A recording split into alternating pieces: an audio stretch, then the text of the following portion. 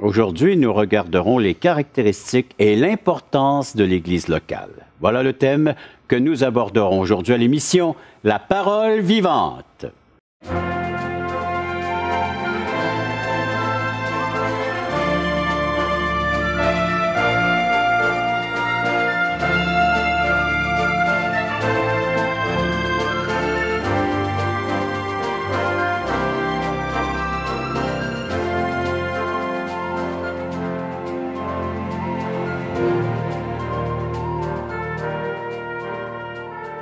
Mesdames, Messieurs, bonjour, bienvenue à l'émission La Parole vivante. Ici le pasteur Régent Joly. On regarde ensemble le livre des Actes, chapitre 2. Aujourd'hui, l'importance d'une Église locale. Est-ce que pour vous, c'est important de faire une partie, donc un membre d'une Église locale? Comment en faire partie? Comment être membre? On va regarder ça avec nos amis. Jeff, bonjour Jeff. Bonjour. Bonjour Jean-Pierre. Bonjour Régent. Le texte nous donne plusieurs détails concernant donc les caractéristiques d'une Église locale et surtout son importance. Bien, en réalité, on arrive à la fin ici du chapitre 2 qui décrit la Pentecôte, c'est-à-dire la naissance, on pourrait dire, de l'Église locale. Et à la toute fin du chapitre... Vas-y lentement, Jean-Pierre, ça va sortir. Oui. Je suis trop excité. Oui. C'est excitant, cet texte-là. Oui. Hein? Les actes nous excitent. Non, mais à la fin, il y a une description ici de ce qui était la vie de l'Église. Et ça, c'est intéressant. Premièrement, on voit l'Église. Mais pour bien voir ces choses-là, il faudrait que tu nous lises le texte. Ah, mon cher Jean-Pierre, les mots se bousculent dans ta bouche. Hein? On prend une pause et je vais essayer de lire le texte. Alors, donc, acte 2, à partir du verset 41. C'est suite à la prédication 37. Au premier message. Acte 2. 37, tu dis? 41, oui. Ouais, 41. OK, vas-y, je te suis. Merci. Je dis plus rien. Non. Acte 2, verset 41, chers amis. Ceux qui acceptèrent sa parole furent baptisés et, en ce jour-là, le nombre des disciples augmenta d'environ 3000 âmes. Ils persévéraient dans l'enseignement des apôtres, dans la communion fraternelle, dans la fraction du pain et dans les prières. La crainte s'emparait de chacun et il se faisait beaucoup de prodiges et des miracles par les apôtres. Tous ceux qui croyaient étaient dans le même lieu et ils avaient tout en commun. Ils vendaient leurs propriétés et leurs biens et ils en partageaient le produit entre tous selon les besoins de chacun. Ils étaient chaque jour tous ensemble assidus au temple. Ils rompaient le pain dans les maisons et prenaient leur nourriture avec joie et simplicité de cœur, louant Dieu et trouvant grâce auprès de tout le peuple. Et le Seigneur ajoutait chaque jour à l'Église ceux qui étaient sauvés. Alors, ce dernier verset que tu viens de lire, Régent, nous démontre l'importance de l'Église. Le Seigneur ajoutait à l'Église ceux qui étaient sauvés. C'est Dieu qui le fait. Et en faisant ce geste-là, il nous indique que pour lui, en tout cas, l'Église est importante. Parce que quand quelqu'un est sauvé, quand quelqu'un est réconcilié avec lui, le Seigneur le met en communion avec les siens. C'est ça, l'Église. C'est une communauté. On voit dans le verset, tu viens de nous lire, Régent, au verset 44, tous ceux qui croyaient étaient ensemble. Ils étaient ensemble. Donc, l'Église, c'est vraiment une communauté. Et le Seigneur a voulu qu'il en soit ainsi pour nous apprendre à vivre ensemble, à vivre avec d'autres personnes. Et c'est pas facile de vivre avec d'autres personnes, parce que on est obligé de changer, de s'adapter continuellement. On se heurte avec nos convictions personnelles. Il y a toujours de l'interaction et il faut s'ajuster continuellement. Et c'est pour ça que s'il n'y a pas vraiment l'amour du Seigneur qui va venir huiler les relations, ça risque d'être très difficile. Et surtout les buts et les objectifs du pourquoi ces rencontres. Exactement. Pourquoi on s'unit ensemble? Oui, oui. Mais juste pour dire, au départ, l'Église, c'est une communauté. Oui. Et le Seigneur ajoute à la communauté ceux qui sont sauvés. C'est important de le dire, Régent, parce qu'aujourd'hui, la notion de l'Église, même chez les chrétiens, semble diminuer d'importance. On dirait que beaucoup de chrétiens pensent qu'il est possible de vivre la vie chrétienne sans adhérer à l'Église locale. Et je pense que ça peut causer des préjudices pour l'Église locale, mais aussi pour la personne qui croit cela. N'est-ce pas, Jeff? Oui. Il a dit oui. Hein? Alors, c'est vrai parce qu'on est dans une culture qui met l'individu beaucoup de l'avant. C'est bien, dans le sens que je pense que l'individu a une importance que dans certaines cultures où on met trop la communauté de l'avant, comme dans le communisme, par exemple, où là, l'individu socialiste. Oui. Donc, je pense qu'il y a un équilibre. Le Seigneur ne nie pas l'importance de l'individu, au contraire. Mais d'un autre côté, il ne fait pas ça au détriment non plus d'une collectivité, parce qu'un individu, même l'être humain, on est toujours quelqu'un à cause d'une communauté. Même ceux qui réussissent très bien en affaires, c'est parce qu'il y a un monde, il y a un pays, il y a une économie, il y a des gens. Personne n'est tout seul dans ça. Puis les gens se regroupent, il y a les gens d'affaires, puis il y a les alcooliques anonymes, mais ça, on se réunit quand même pour une raison. Il y a une raison d'être. Mais il est vrai que le salut est individuel, il est personnel. Et c'est peut-être cette notion poussée à l'extrême qui fait qu'on peut s'imaginer peut-être que la vie chrétienne aussi peut se vivre de façon individuelle. Je suis sauvé, point final. Alors le Seigneur dit, je t'ai sauvé afin que j'accomplisse à travers toi certaines œuvres qui vont m'honorer et glorifier. Hein? Oui. Désolé, j'ai un chat dans la gorge. Oui. Et l'œuvre prendre un peu d'eau, mon cher Jeff. Oui. Et l'œuvre de Dieu, très souvent, se manifeste, non pas très souvent, mais toujours à l'intérieur d'un corps. Et l'Église est le corps de Christ. En fait, on pourrait dire que Jésus est toujours présent sur la terre. Même s'il y a 2000 ans, il est remonté au ciel, il est présent à travers son corps. Il est la tête. Paul, dans Éphésiens, nous parle du corps de Christ. Christ est la tête, mais le corps, c'est l'Église. Donc, Dieu agit continuellement dans le monde présentement et à travers l'Église. Alors, être chrétien et ne pas adhérer à l'Église locale pour être un instrument que Dieu va utiliser, c'est en réalité manquer des grandes bénédictions de Dieu, ne pas voir l'action de Dieu, ne pas être participant à l'action de Dieu et ce que Dieu veut faire dans nos communautés. Et comme tu l'as fait si bien ressortir, le texte aussi le fait ressortir, c'est Jésus-Christ qui rajoute à son Église. Donc, c'est lui qui sauve et c'est lui qui est le berger qui conduit ses brebis ou troupeaux à la communauté. Et c'est lui qui va utiliser ces brebis-là afin qu'elles puissent accomplir sa volonté.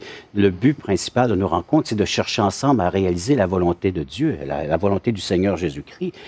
Et bien souvent, on se réunit pour toute autre idée ou raison. Peut-être autour de la pause, on pourrait voir comment Luc, par ce livre des Actes, nous montre les manifestations du Saint-Esprit dans des moments très particuliers. Il fait la différence entre la communauté et l'individu. Après la pause. Donc, j'ai juste le temps de vous inviter à nous appeler, soit un 877-l'Espoir, c'est le numéro de téléphone à composer maintenant, 877-537-7647, ou écrivez-nous, espoir.ca ou chrétien.com. Également, on a une offre de littérature, alors pour ceux et celles qui veulent collaborer, participer financièrement à la diffusion de l'Évangile par l'émission Parole vivante, vous recevrez le livre Destination finale de Karl... j'oublie son nom, de Marc Cahill. Voilà, merci. Hein? Alors donc, après la pause, on revient avec les activités d'une église locale. C'est pas tous les êtres humains qui sont enfants de Dieu. On est tous créatures de Dieu, on est tous frères en Adam, dans le sens, dans la première création, c'est sûr, mais le titre d'enfant de Dieu est réservé qu'à ceux qui ont connu la nouvelle naissance.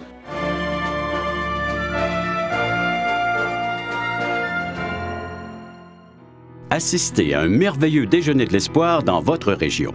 Un invité vous racontera comment Dieu a transformé sa vie et comment son cœur, souffrant, a trouvé une joie indicible en développant une relation personnelle et intime avec Dieu et son Fils Jésus-Christ. Des églises locales organisent de tels déjeuners dans plusieurs régions du Québec. Découvrez où et quand vous pouvez assister à un déjeuner de l'espoir dans votre région en visitant le site espoir.ca et en cliquant sur l'onglet « Déjeuner ».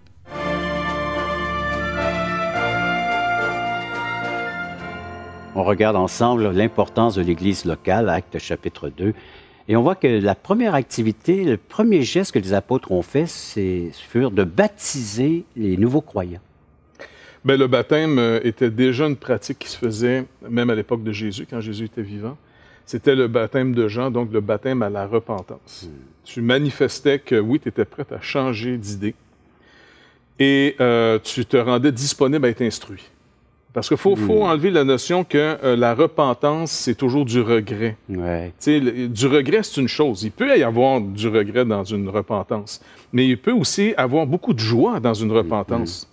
Donc, la repentance, c'est d'abord et avant tout, je suis prêt à changer d'avis. Quand quelqu'un s'en va à l'école, par exemple, il est dans un processus de repentance. Il abandonne des idées qu'il avait pour une instruction qui va finalement prendre place. Un nouveau maître, un nouvel enseignant. Exactement. Donc, la repentance était, OK, on est prêt maintenant à abandonner notre ancienne manière de voir les choses, notre ancienne manière de se sauver nous-mêmes, par X raisons, et là, de se tourner vers Dieu et d'apprendre de lui comment il veut nous sauver.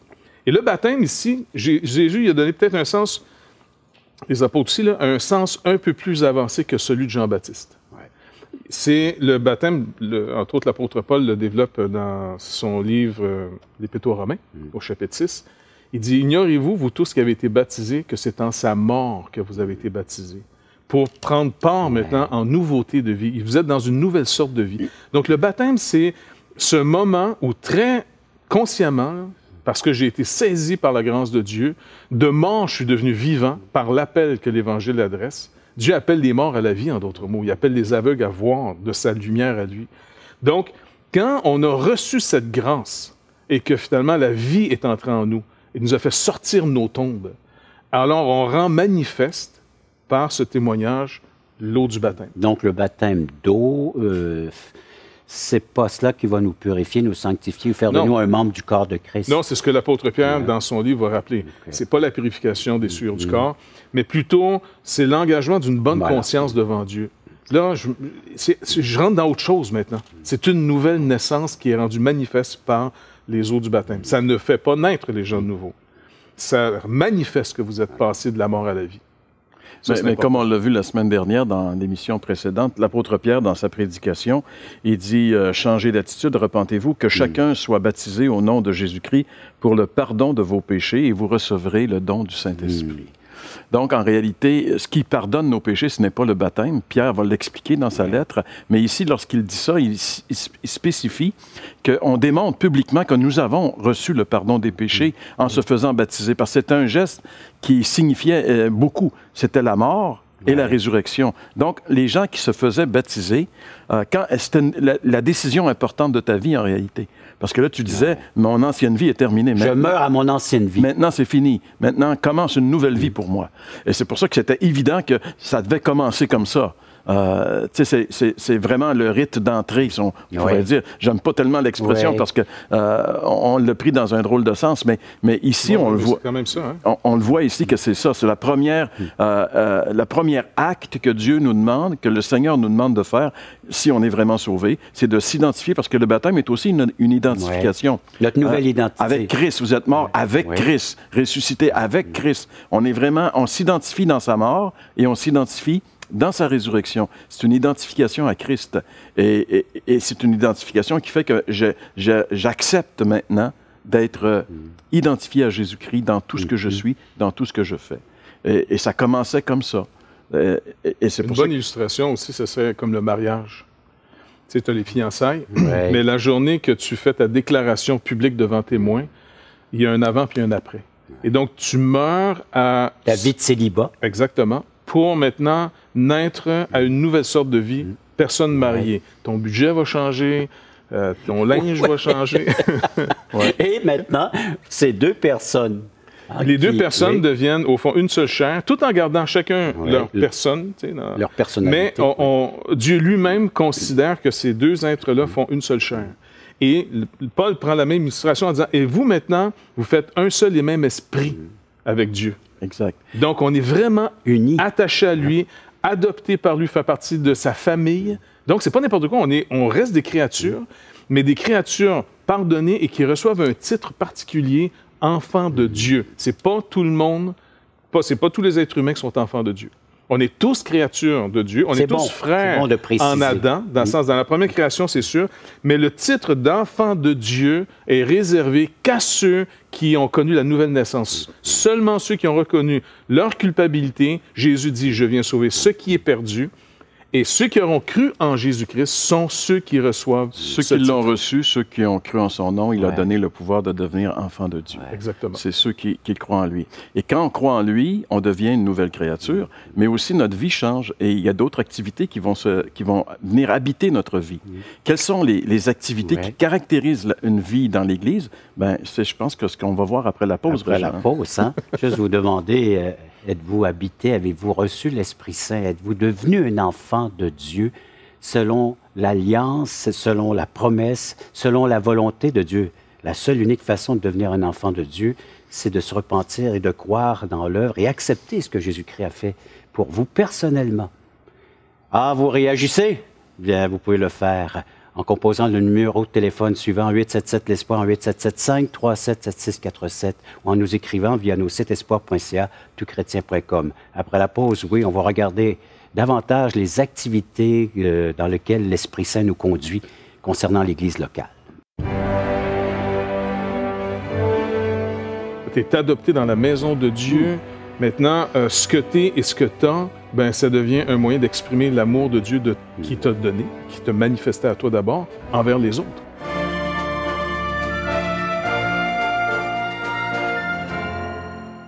Voulez-vous combler le vide dans votre âme?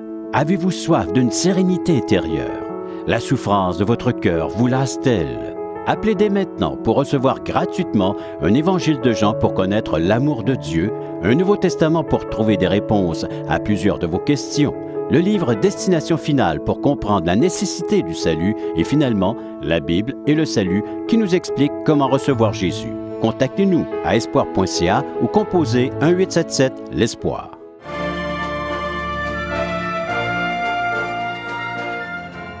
On regarde Actes chapitre 2, l'Église locale, comment l'Esprit Saint conduit ces gens maintenant, parce qu'ils sont habités et animés par cet Esprit. Quelles sont les œuvres donc qu'on peut y retracer, y voir dans ce texte de Actes chapitre 2? J'aimerais peut-être résumer très rapidement 7 éléments qui ressortent de ce passage. Premièrement, il persévérait. Il y a la notion de persévérance et le christianisme nous appelle à persévérer. La résilience, c'est une qualité des chrétiens, ça. C'est passer à travers les différentes épreuves, les différentes difficultés, puis persévérer. Alors, c'est pas pour rien que Luc met ce terme ici, au début de l'histoire de l'Église. Ils persévéraient parce que c'était pas facile pour eux. C'était une vie nouvelle et plusieurs d'entre eux, justement, vont, avant de retourner, parce qu'ils viennent de loin, avant de retourner, vont se faire enseigner et parfois, on se demande d'où est née l'Église de Rome, parce qu'on ne sait pas trop qui l'a fondée, c'est pas l'apôtre Paul. Peut-être que c'était des chrétiens qui étaient venus à la Pentecôte, des gens qui sont venus, qui se sont convertis, retournant là-bas, étaient sauvés. C'est des possibilités. Mais ces gens-là persévéraient et ils étudiaient la parole de Dieu. Et l'Église était étudiante. Il persévérait dans l'enseignement des apôtres. Et cette fonction était réservée aux apôtres. Oui, on va en parler avec plus de détails. Je veux juste élaborer les 7... les 7 caractéristiques.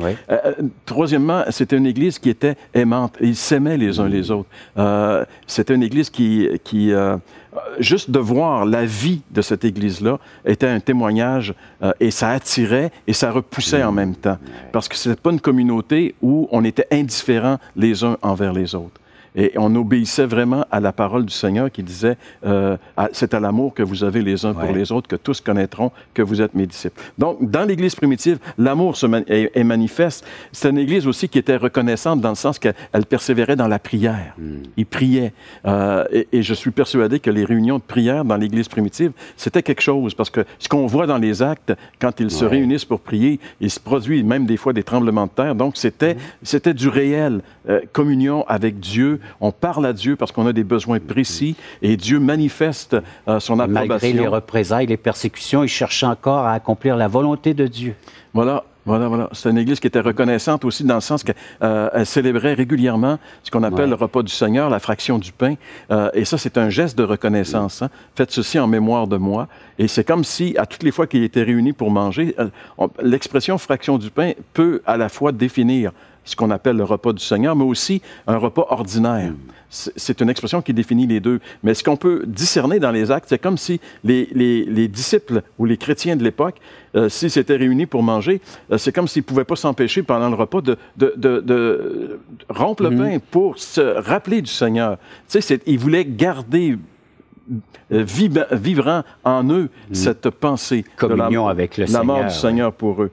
C'était une Église aussi impressionnante dans le sens qu'il se passait des choses et il se passait des miracles. Et par les mains des apôtres, la Bible nous dit ici qu'il y avait des phénomènes qui se passaient et ça impressionnait les gens autour.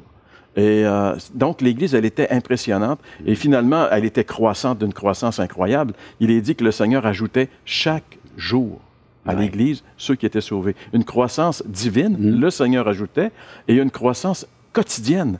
C'est-à-dire que, Régent, si tu t'en vas en Israël pendant 2 semaines, tu reviens, tu ne reconnais plus ton Église. Le Seigneur l'a rempli pendant que tu étais parti. J'ai des nouveaux noms à apprendre par cœur, les noms des personnes. Donc, on voit ici que la vie de l'Esprit dynamisait et animait cette Église primitive. C'était une communauté vraiment vivante. Alors, on voyait qu'ils partageaient leur foi chaque jour. Oui, exact. C'était avec joie et avec simplicité de cœur. Donc, les gens ne le faisaient pas pour un intérêt personnel. Tu sais, je cherchais un réseau, comment je peux profiter des autres. C'était vraiment le lieu où tu apprends par reconnaissance, parce que tu as été gracié d'une manière incroyable, tu as reçu le pardon de tes péchés, tu es adopté dans la maison de Dieu. Maintenant, ce que tu es et ce que tu as, ben, ça devient un moyen d'exprimer l'amour de Dieu qui t'a donné, qui t'a manifesté à toi d'abord, envers les autres. Absolument. Et c'est là qu'ils mettent en commun beaucoup de choses. Il y en a qui sont plus prospères que d'autres. Il ne faut pas oublier, c'est une communauté de gens qui n'habitent pas. La majorité de ces gens-là n'habitent pas Jérusalem. Donc, ils ont des besoins c'est ça. Ils ont épuisé leur bourse, là, eux autres. Ils viennent de Chypre, ils viennent de Rome, ils viennent de partout. Parce que ça, c'est tous les gens qui vont rester là pendant, on ne sait pas combien de temps, mais quelques années. Quelques années. Ça veut dire que tu t'en allais juste à un pèlerinage qui durait un mois, on va dire. Un mois pour venir chez vous, parce qu'il n'y a pas d'avion dans le temps. T'sais. Et puis là, à un moment donné, bing, il se passe quelque chose. Là. Ta vie vient d'être changée. Là, tu ne peux pas t'en aller chez toi comme ça, parce que tu veux recevoir. Ta foi, elle est nourrie, puis elle se développe en fonction de recevoir la parole de Dieu, la parole de Christ. T'sais, la foi vient de ce qu'on entend vient de la parole de Christ, Romains 10, 17. Donc, ils sont au pied des apôtres pour recevoir cette parole. Pour s'amener à maturité, pour mieux comprendre l'œuvre que Dieu a fait pour eux en Jésus-Christ. Et ça, c'est un phénomène absolument incroyable. C'est une vérité encore aujourd'hui où Paul va expliquer aux Éphésiens que Dieu a doué certains hommes avec des capacités pour enseigner la parole afin que les chrétiens deviennent matures. Et c'est le drame de souvent, on oublie l'effet de la philosophie dans laquelle on a été élevés. On est élevés, nous, beaucoup dans ce qu'on appelle l'égalitarisme. On est tous égaux, mais au niveau le plus bas. Ça va? Au point qu'on demande des fois à des artistes qu'est-ce qu'ils pensent de tel projet d'ingénierie.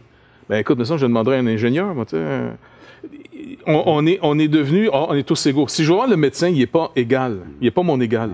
Là, je veux voir quelqu'un qui a les compétences. Tu comprends? Ici, dans le corps de Christ, c'est la même chose. Comme tu l'as rappelé, Paul le rappelle aussi. Oui, comme les gens nous disent, parfois, vous avez une grande foi, vous qui parlez à la télé. Les gens nous... Alors, mais si moi, je vais voir le médecin, c'est le médecin qui est important. Je mets ma confiance en lui parce que je sais qu'il peut m'apporter quelque chose à ma santé, l'améliorer. Hein? Alors, c'est la même chose. C'est la personne de Jésus-Christ qui est importante pour nous. Parce que c'est lui qui peut nous apporter le pardon, la réconciliation et le fait d'être animé de son esprit. Exactement. C'est lui qui agit. Ah, vous réfléchissez vous aussi à tous ces propos.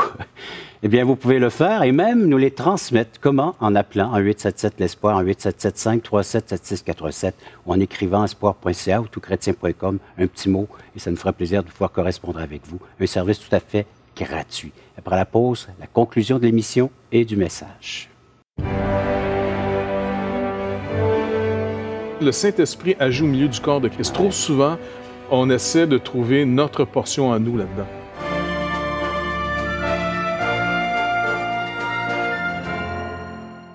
Espoirpourlecoeur.org aborde des problèmes que tous peuvent rencontrer un jour. Solitude, culpabilité, manipulation, rébellion et adultère. Chaque problème est clairement défini avec ses symptômes et ses caractéristiques. Des pistes de solutions sont données. Le but du site espoirpourlecoeur.org est d'encourager les chrétiens à s'entraider. Pour participer à l'une de nos conférences, consultez notre site espoirpourlecoeur.org.